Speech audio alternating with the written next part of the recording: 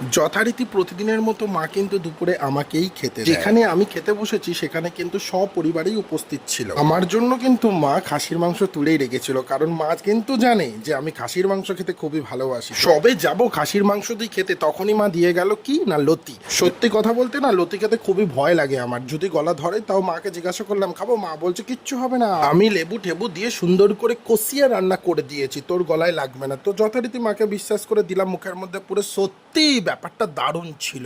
একটা জিনিস বন্ধুরা তোমরা লক্ষ্য করবে, যতই রান্না হোক না কেন খাসির মাংসর দিনে কিন্তু খাসির ওপর চোখ যাবেই বন্ধুরা। তো যথারীতি লতি কিন্তু আমি খাচ্ছি, কিন্তু নজর রয়েছে খাসির মাংসের দিকে। যথারীতি এবার খাসির মাংস আমি ঢালাঢুলা কমপ্লিট করে দিলাম। আর খাসি মানেই বাঙালির ইমোশন বন্ধুরা, খাসি মানেই একটা প্রেম, একটা জিভের জল আসার ব্যাপার থেকে যায়, তোমরা তো সবই জানো।